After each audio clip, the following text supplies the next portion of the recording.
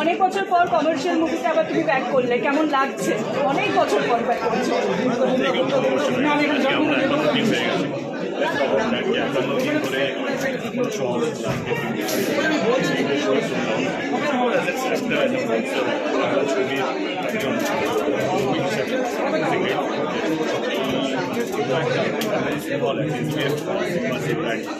তাদের সমস্ত রেকর্ড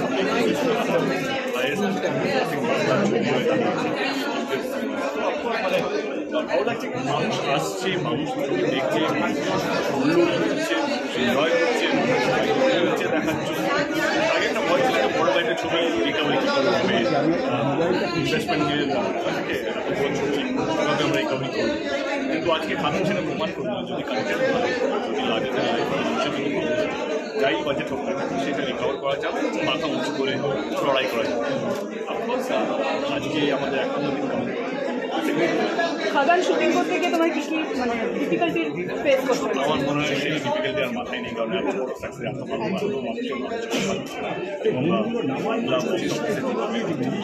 দাদা দাঁড়িয়েছে। তো আজকে কী কষ্ট কী পরিশ্রম সেটা মাথা থাকে না। মানুষের ভালোবাসার চিন্তা এটাই যে কীভাবে আরও ভালো কাজ করবো, খাদানের যে এক্সপেকটেশনটা কীভাবে ধরে রাখবে আমার পরের ছবি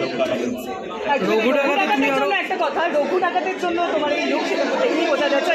তুমি ইনস্টাগ্রামে কদিন আগে পোস্ট করেছিলে যে তুমি ঘোড়সওয়ারি শিখছো, সেই প্রিপারেশন কেমন চলছে? জোরটা কিছু চলছে? ঘোড়সওয়ারি আমি জানি এমন আউট অফ সাইড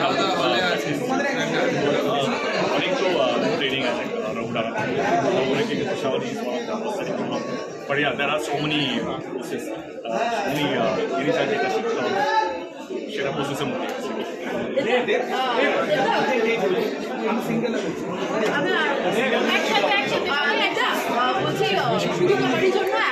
এত ভালোবাসছে মানুষ, তোমার দিদি জুটিটাকে এত ভালোবাসছে।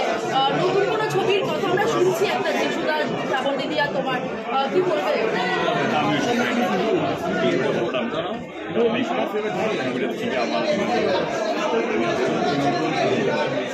আমি সম্ভব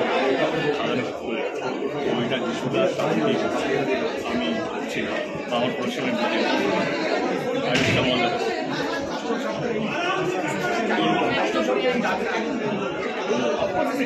মানে একটা খুবই ভালো আজকে উন্মাদনা বলছি হয়ে গেল মানুষের।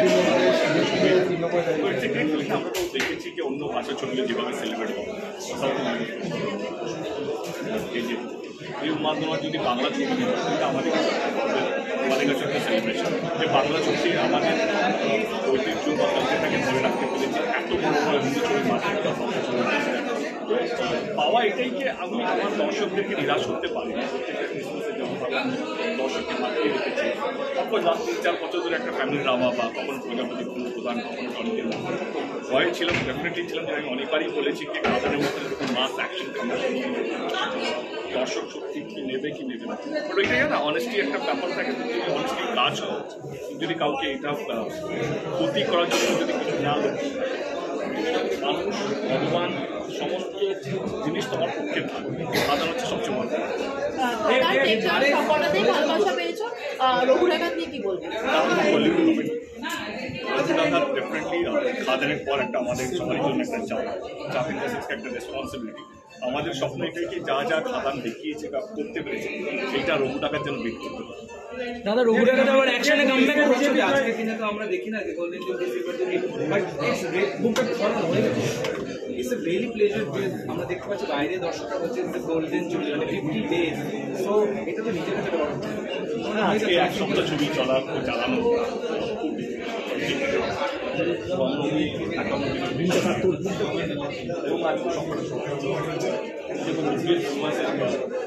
আমরা দাঁড়িয়ে আছি সিনেমাস ব্র্যান্ডের সমস্ত বাংলা ছবি আজ অব্দি যা যা হয়েছে সেটা খাদান এটাই একটা বড় শুধু রেকর্ড নয়, মানুষের মনে হয়।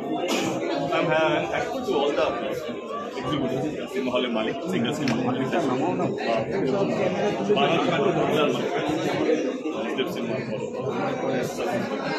অনেকগুলো সিনেমা হল আছে যেখানে খাদান রেকর্ড করেছে তো ডেফিনেটলি গ্রেট ফিলিং।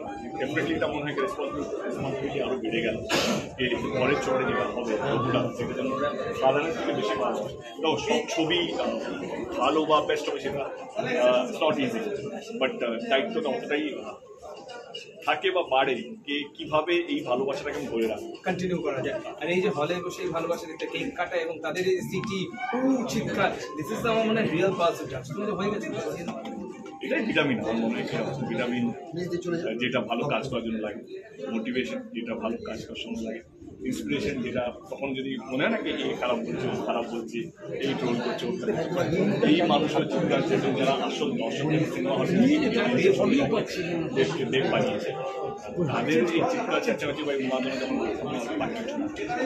আমার মনে হয় বিষয় আজকে খুব খুশি, বিকজ পরিচালক আবার ফ্লোরে ফিরেছে, কাজ চলছে শুটিং খালি ছোট্ট একটা ইন্ডাস্ট্রি সেটা থাকাটাই উচিত।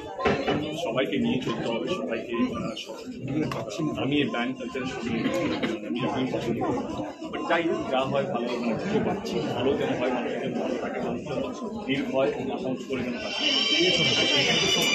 Thank you. তোমরা যখন